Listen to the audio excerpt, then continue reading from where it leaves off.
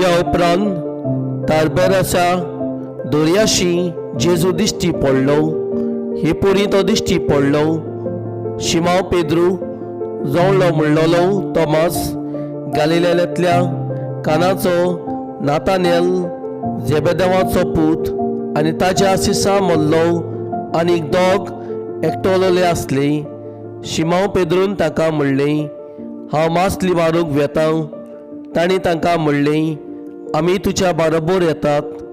ते गेले आनी ओड्यांत चडले, पूण ते राती तांकां कांयच मेळ्ळें ना. सकाळीं जेजू वेळेर उबो आसलो. तो जेजू म्हूण सिसांनी कळूंक ना. जेजून तांकां म्हणलें, इश्टानू, मासली कितें तरी पडलां मूं? तांणी ताका जाप दिलो, कांयच ना. ताणें तांकां सांगलें, ओड्या उजव्या वाटेन रापूण घालात आनी तुमकां मासली पडटली. तांणी रापूण घाली आनी मासली एकदम चड पडली.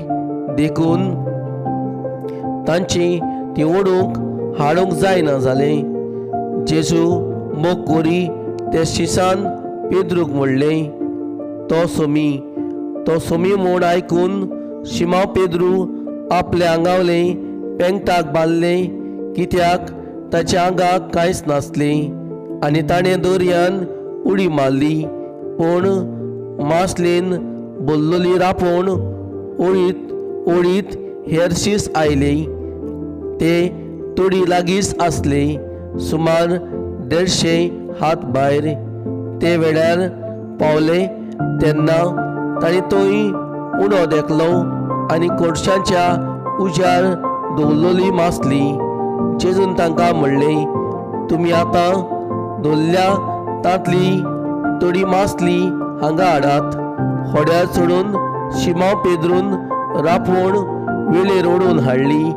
ती 113 पौंड व्हडल्यान मासल्यांनी भरलेली आसली आनी इतलो व्हड मासल्यो आसतना रापूण पिंजली ना. जेजून तांकां म्हणलें, नास्त्याक येयात. तूं कोण गाय म्हूण विचारूंक नास्त्याक बसतल्यान कोणाकूच काडीच जालें ना. तो सोमी म्हूण ते जाणा आसले. तेन्ना जेजून फुडें सरून उडो घेतलो आनी तांकां म्हणलें. तशेंच मासली दिली. मेलेल्यांतलो पुनर्जीवन जाल्या उपरांत जेजू शिसांक दिश्टी पडलो. ही ती तिसरे फावट.